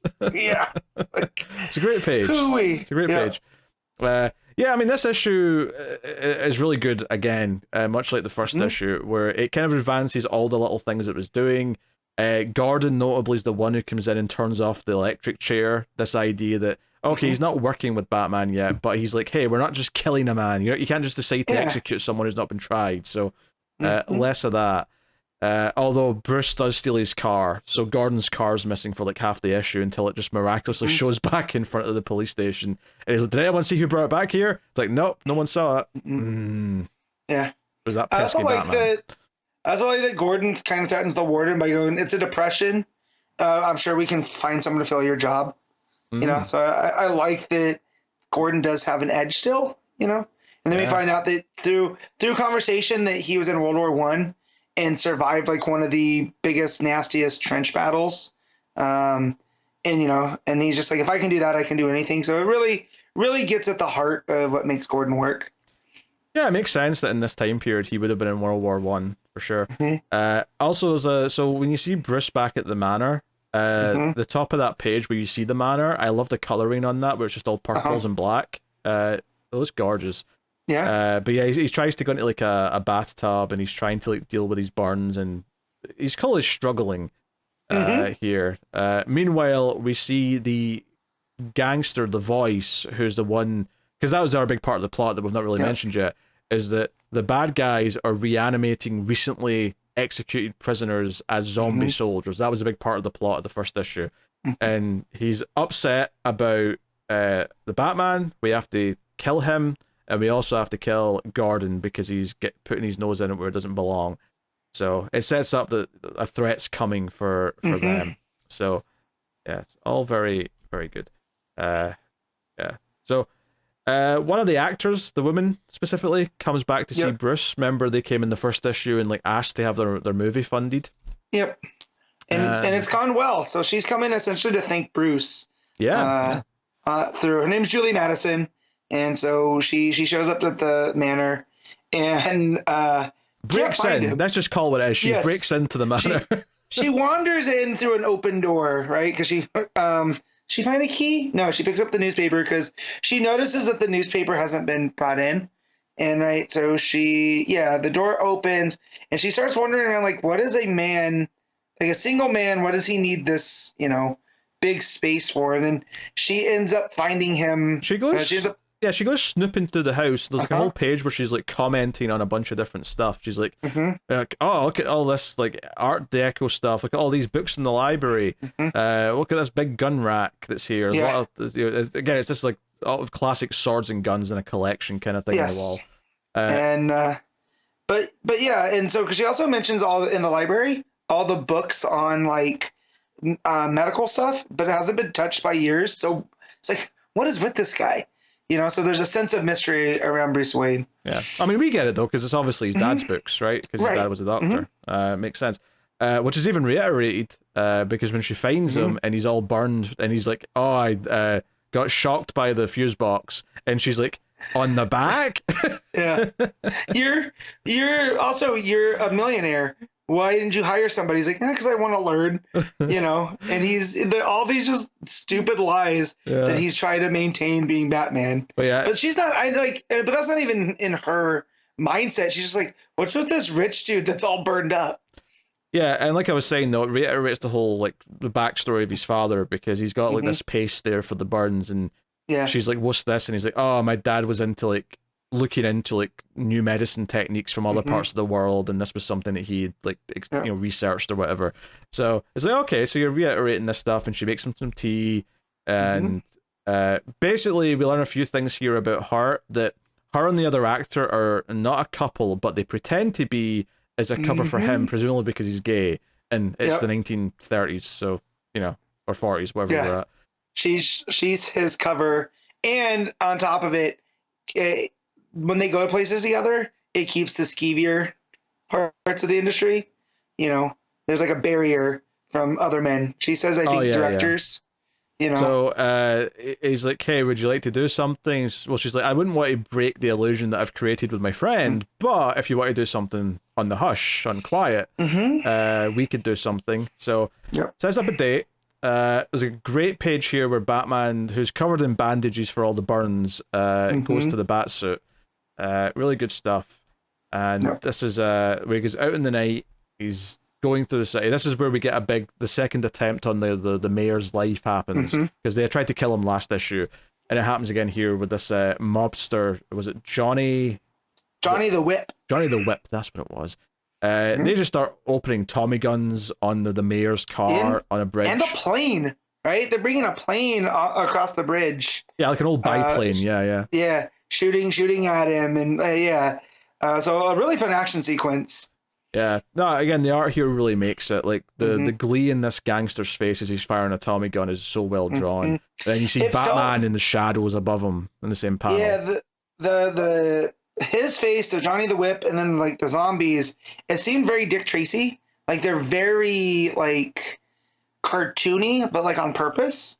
Because he looks like his his haircut and everything. Again, it reminded me of like Flat Top from Dick Tracy. Yeah, great full page spread of Batman jumping down at them as well. All glorious stuff. Action scene plays out, and ultimately, Batman does like end up in the river. Like he ends up like diving for his life when they're shooting at him. And he ends up in the river, and he ends up coming out of the river where there's like a father and daughter, like with a campfire, and the daughter's like scared of him, and the dad's like threatening him with a bat, and Batman's like, I just want some heat from the fire. The water's made me, I'm scared of hypothermia here. But they just kind of chase him off. So he ends up going to help the rabbi that we met last issue as well. This was the other character they introduced. And they reference, what's going on in Germany and in Europe at this time, of course, last issue as well. But Batman ends up helping him when a couple of muggers try to grab him. And not only does he end up going back with the rabbi to the synagogue for heat, but he ends up taking his mask off and kind of opening up. And it's doing this interesting thing because there's no Alfred in this book. And it's kind of like he needs to unload to someone and like have someone he can talk to. So this rabbi is kind of becoming the Alfred parallel in a lot of ways. Yeah, because he even mentions to himself when he goes back to the manor early on that even a private nurse he can't trust to keep the secret. Yeah. Right? So, but this man who's a man of faith who, because Batman asked him to keep it, he will. So he feels like he can talk to him because they are almost kindred spirits.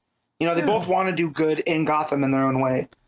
It's almost like confession as well, which I believe that's supposed to be a confidential thing. Yes, that too. That said, though, I bet all the priests are all sitting around making fun of everyone who comes out of confessional.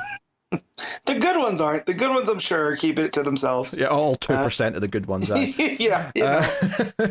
So, Batman goes back to the brothel that was also introduced in the first issue, and starts asking about this Johnny the Whip and if he's been talking about where he's going, what his plans are. The brothel owner's not happy about Batman being there, and Batman's like, hey, I let this place operate, and keep in mind, like, your last name is Jewish, so what you're going to do for me is you're also going to send a couple of your goons down to that synagogue, and that place is under your protection now, and if anything happens to that synagogue or that rabbi, like, I'll be back and you'll be paying for it. So throwing his weight around a little bit, but obviously for a good cause, shall we say. So this is definitely not our typical Batman story, right? No. People are getting shot and killed routinely. Like all the police that were on the mayor's escort on the bridge, I don't think a lot of them make it through. It's like just Corden and maybe a couple others, Batman doesn't save everyone for sure. No, like, he's not getting there in time. Yeah, and here he's allowing the guy to run his cat house, because it's important to like the information flow and and whatnot. And so yeah, this is definitely a Batman that's fine with looking the other way. So very, very interesting that Jurgens is going this way. Yeah, and our big thing towards the end of the book is that Johnny the Whip and his zombie goons show up to kill Gordon. And Gordon like holds his own a little bit. He actually blows off the head of one of the zombies. A nice panel that is, nice bit of gore. And then Batman comes in, obviously, to help save the day, and they're sort of fighting side by side. And then eventually, again, one of the gangsters gets out a Tommy gun and starts blasting away. The art in that page is also glorious. You can see his shell casings coming up from the gun, and obviously the orange of the gunfire really contrasts with all the purple and blues of the nighttime colors. Yeah. Really, really good. And Batman gets grabbed at one point. He's almost shot. The guy Johnny's got a gun to the back of his neck, and it's only because Gordon shoots the bad guy and saves him. And it takes a kind of an interesting turn here where Gordon goes up to him and says, hey, like, if you're going to keep doing this, if you're going to keep trying to help like you are, you have to arm yourself. You need to get a gun. It's not going to work if you don't. You're going to get screwed. And Batman ends the scene by saying, I'll think about what you said. And the last page of this book is Batman going to that big wall of like antique guns that are in his mansion. Again, presumably something his father collected. Yeah. And the final panel of this book is Batman holding a gun, contemplating if he should use it. So we're getting a little bit of Batman year 2 here, where presumably the end of this story is going to be Batman realizing that he doesn't want to use a gun. Yeah. But they're teasing this idea of, okay, this is Batman who's just started doing this. I think he mentioned earlier on to the rabbi that he's only been doing this for like 3 months or something like that. Yeah, it's still new because, Gordon's even telling him like, or the rabbi's like, what you're doing as one person isn't enough, but he's like, yeah, but it's enough that I do it, so it's almost like Bruce is like, yeah, but this is more about me than anything, which I think is a curious admission. But yeah, it is still really early in his run. Yeah. So I'm really curious where this goes. Like, I feel like some people might expect me to get mad at the Ascending. I'm not, because one, it's an Elseworld, and two, because like, who knows what the final point of this is going to be? Like, I mean, hell, maybe this will become like this weird Batman story where it is about him, adapting to the times of the rough 40s and going about with a Tommy gun. But I don't think it will. I feel like this is going to lead somewhere. Yeah, because it feels like this Batman still, he doesn't want to use a gun, and I feel like, is this 2 or 3, or is this 3 or 4 issues? I actually don't remember. I don't know. Okay. Because I can definitely see it ending with him being like, well, this is why I can't use guns, because there's too much crossfire. Yeah. You know what I mean? Like, you're putting too many other people at risk when you engage in this. Because he does mention, when he's talking kind of to himself, that he doesn't want what happened to him to happen to other people. Yeah, that's why he's doing this. So, but it's also Jurgens being the comic book historian that he is, that for a period early on in the books, Batman did use a gun. And the reason I know this is from having those stupid conversations of certain movies that came out, more recently of Batman using guns, and people would always pull from like the 1940s. Like, that's a completely different Batman, though. This is not the Batman that, in modern times. The characters have evolved. Superman also killed people in those early Superman stories. That doesn't mean we should have that now either. Right. It's been a part of the character longer than him using the gun, right? So I'm wondering if this is going to play off of that, where, this is why Batman doesn't use a gun, even for the times. I suspect that's going to be the point of the story, is that he's going to maybe try using one, and something might go wrong. He'll regret something, or but I suspect that's what this is building to. It's a very interesting place for this to go, though. It feels like it's a very interesting hook to have at the end of this second issue, for sure. If anything, the only thing I'm surprised about in this issue, because I like that there's, I almost feel like it has to be 4 issues and not 3, just because I feel like it's the pacing, but just it set up so many side characters where, okay, he's got a date now with this movie star. We've got this rabbi character. We've got all this stuff with Gordon, and we've got all this stuff with the villains, with these like reanimating, like, executed criminals. That feels like there's a lot to deal with if there's only one more issue. But I mean, maybe it is only one more. Yeah, there's only one more issue, because I just looked forward that it is the fiery final issue And that's issue 3. Okay, well, we'll see how it wraps up then. And it's coming out no, that's final order. Cover date's July, so it'll be out in July. So we have a little bit of time. I'm trying to see what date. If the cover date's July, then that means it's going to be out in May. May, right? So yeah, so it's next month. Next month, yeah. Yeah, there it is, May 21st. Yeah, so. Yeah. They must have let Perkins get ahead then, because there's no way he was doing this month to month and getting it out on time. Yeah, it's like what, 48 pages? Yeah, it's at least it's more than double a regular issue. That said, the Perkins art is spot on. Like, it's fantastic. He draws this period very well, because like the women and the way that their expressions are, like you brought up the Hitchcock face, right? When Batman goes to the brothel and comes in through the window, we're looking at the woman's looking in the mirror, and so we get behind her head, but also her reaction, and everything's very well, and then very well done. And then like the monster men look, the longer it goes, the more disgusting they look. For sure, right? Yeah. Which almost sells the idea that they're decomposing still. Yeah, yeah. So he's just, here I thought his work on Swamp Thing was going to be the pinnacle, and here we go. He just keeps getting better. Yeah, no, this legitimately is better than his art on Swamp Thing, and I loved his art on Swamp Thing, but this is just another level. Gordon looks like a sort of old-timey sort of 40s movie character. Like everything's just he's just nailing everything. The art is like, I think the writing in here is pretty solid. Like the writing's like a solid 8, but I think the art is like really elevating it more so. It picks it up. Yeah. So yeah, what are you giving the Batman First Night issue 2? I'm gonna give this a 9. Yeah, I can't argue with that, honestly. I think it's this is such a gorgeous book. It's hard not to recommend it. So cool. All right. Well, I do have a Patreon book every month over at patreon.com/MailFuzzTV. You can make me read a book of your choosing at one of the higher tiers. And I'll be talking today about Batman and the Outsiders issue 13, which is actually the last issue in the first collection. So there's like 3 big collections making up this run. This is the last one of the first book, which isn't that important. Just good for relevance and reading along if you're keeping track of this thing. So last issue was the second half of the 2-parter about Katana's story and like her brother and husband her husband and her husband's brother. But the little tail end of it was that Batman had been poisoned, and they realized on the plane back to Gotham that he was done for. So this issue is the anniversary issue, and it plays with they basically barge into Gotham General and start demanding that someone look at them, and the doctors are trying to tell them that, they've got a lot of patience, and Geoforce especially is like grabbing doctors by like the scruff and being like, listen buddy, you're going to like look after this man right now. They're really selling that Geoforce is an emotional dude and he really cares about Batman. But the doctor from the cryo dude issue, Cryonic Man, that was it. He's there and they're like, hey, we helped you before, so come help us.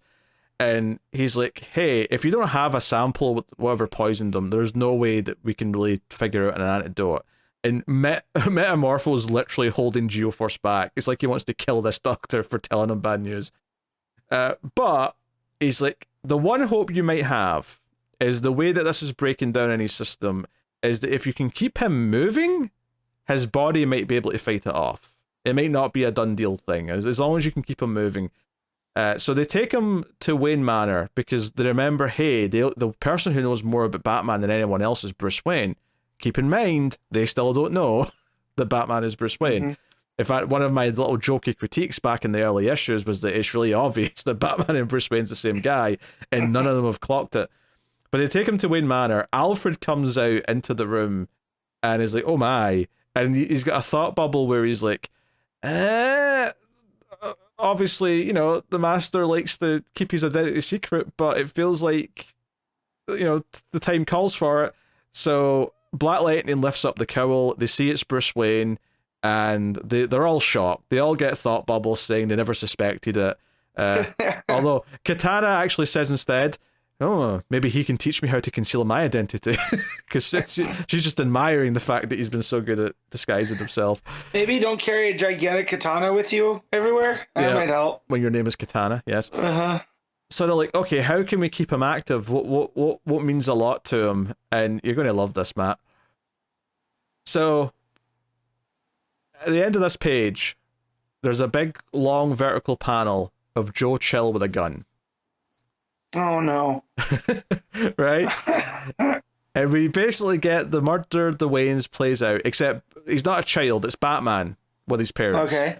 And they're like, hey, Bruce, we have to go. You're too big to carry now. And then Joe Chill comes out and shoots them. And Batman's like, again? And Joe Chill's laughing. And, like, Batman tries to fight Joe Chill.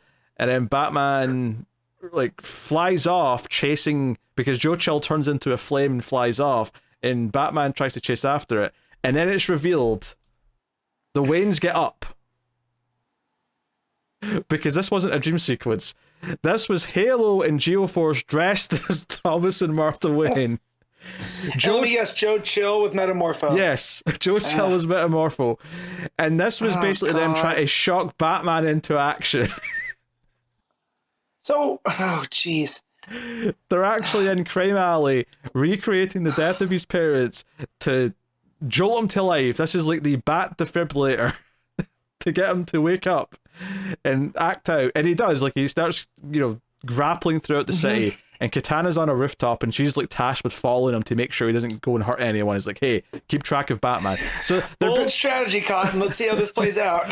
So they're basically doing like it's almost like that issue of Detective we had recently, where it's like Batman going through the city on animal instinct. Yeah. Except here, it's like sort of like this would be something that traditionally is a bit more trippy, but instead here it's just like we're just following it from like Katana and the others' perspectives, where they're just trying to keep track of Batman as he's going through and like mindlessly looking for like crime to deal with because he's like amped up from this experience. And although Katana ends up losing him because she actually spots a mugging and she's like, oh, I should keep track of Batman, but this guy's going to get shot. So she goes down and does her stuff. I actually thought here in the art that she cut some dude's fingers off. She didn't. It's actually that she just swiped at his shoulder, and then in the next panel he's holding and there's blood squirting out of the wound. Okay. But it looked like his fingers had been cut off, and I thought, Katana, Jesus Christ, you're slicing fingers off here. That's not good. But she didn't. That was just me misreading the panel. It's fine. This was a great 2-page layout. I don't remember this book having a lot of 2-page layouts so far. It's been pretty much not doing that for the most part. So that's quite a bit of a change. It really sells this idea of the skyline, because like the top like horizontal panels, like her in silhouette in the top of a building, so you get this idea of all the buildings. It really makes it feel like there's a vista quality to it. But anyway, so the Outsiders all team up and they're like, okay, we're going to try and find Batman. What can we do? They're all looking, and I actually really like this because it ties in one of the earlier plots. Back when the Masters of Disaster were the villains, they made a deal with this mob boss to take over Gotham or help them or whatever. And this mob boss comes into it because basically one of the random thugs in his gang overheard Katana on her comms talking to the other Outsiders, saying that she lost Batman and he's in trouble and he's weak. So this mob boss hears this and is like, all right, I'm going to send my main man here, who's called Mame, spelled Mayme. Oh, I love the 80s. And this dude is out of a Ninja Turtles cartoon. He's got a red mohawk, and he's got a big gold chain. He's got a goatee, which is not red. He almost sounds like Mr. T. He is black, now that you mention it, actually, funnily enough. Well, you said gold chain, mohawk. Yeah. It's a red 80s. Mohawk, though, which made me think of, like... Bebop, yeah. So, yeah. So... he takes the gang and they go looking for Batman, and we do get a little bit of Batman's perspective where it's like the city's warping around him, so it's kind of like he's tripping a little bit as he's like fighting this virus off. But he comes across these two guys with a gun who are going to like break into a liquor store, and the guy's like bragging about how he spent a week's pay on this gun and he's really proud of it, and then the Batman shadow pops up and he drops it into the storm grate. And they just start chickening and say, oh, we're going to hurt everyone, Batman, promise. Let's go. Let's just go. So they saunter off. But yeah, the outsiders are trying to find Batman. The gang's kind of following them. They have the idea to go back to Crime Alley where it all started, because that might be where he goes. And or actually, you know what? On this page, actually, Mame does have a red beard. He didn't on the other page where he was smaller in the frame. So everything's red. It's very Seamus, actually. I mean, he's black, but the hair and beard are very Seamus in a lot of ways. But yeah, they fire a bunch of guns. But notably, though, they've got like they actually take out the outsiders with like specified weapons. Metamorpho gets hit with this like plastic ray, so he gets trapped in this plastic kind of container. They put him in Tupperware. And then they've got other stuff, like they've got like a gas that knocks out like several of the others, and Mame seems like he's won. And I really like, actually, on the art here, it's a really simple choice, but they give like it's a series of horizontal panels going down this page with them all like passing out from the gas, and the bottom horizontal panel is just Mame laughing, and they've done like just a solid black as the background, and his head's laughing in the middle, and then you've just got ha ha ha on both sides of his face in orange, and it really sticks out. It just looks striking and really breaks up the page. But Batman, luckily, is coming to Crime Alley, sees that the stuff's going down there, and he kind of mistakes Mame for Joe Chill. He's still kind of seeing Joe Chill in his head, so he jumps down and grabs him. I was a little worried at this point that Batman might end up somehow take out this entire gang on his own while the rest of the team are knocked out, even though he's in a weakened state, just to show that Batman's that much better than everyone else. Luckily, though, once he does this, he grabs Mame. Mame fires a bullet which cracks the plastic the Metamorpho's in. Metamorpho turns to a gas, gets out, he wakes up everyone else, and so they all fight the gang. It's not just Batman.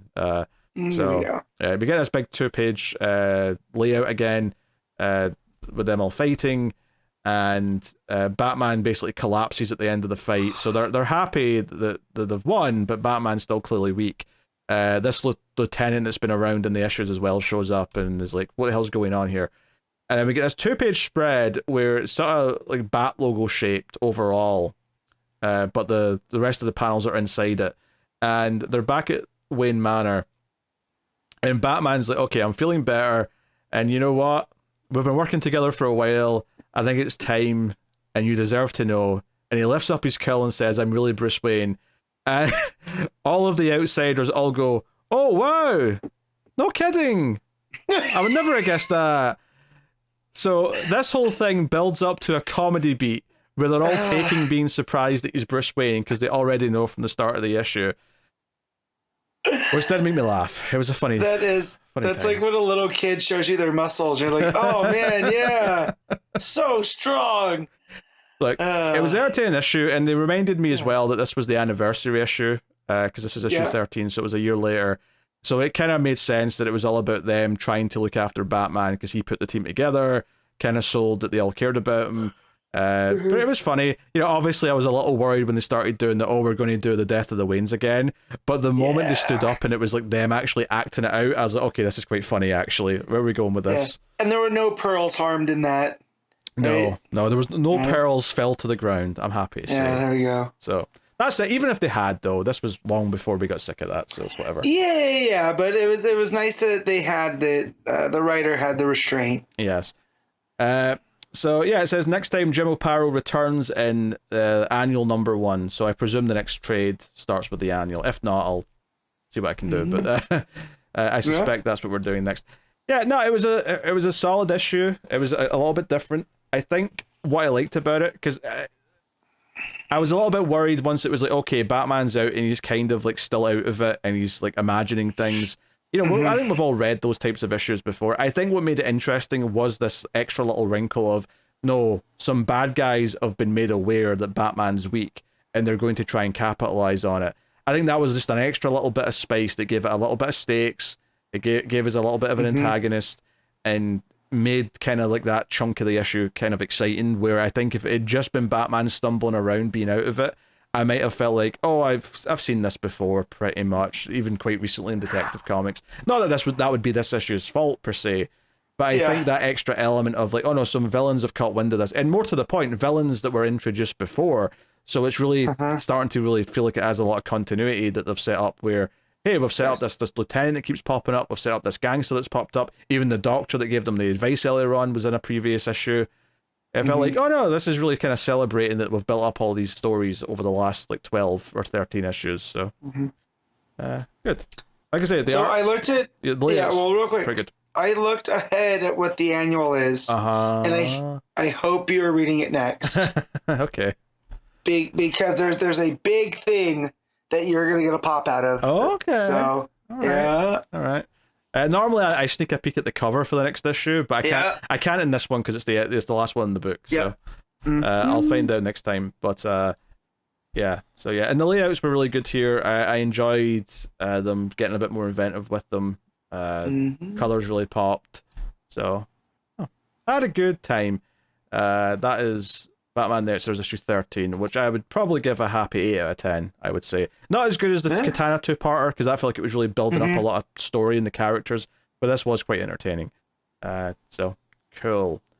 Alright, that'll bring us to the last part of the show, where we pick our favourite stuff of the week, favourite panel/moment, favourite cover, favourite art, top 5 books, all that good stuff. Matt, what is your panel/moment of the week?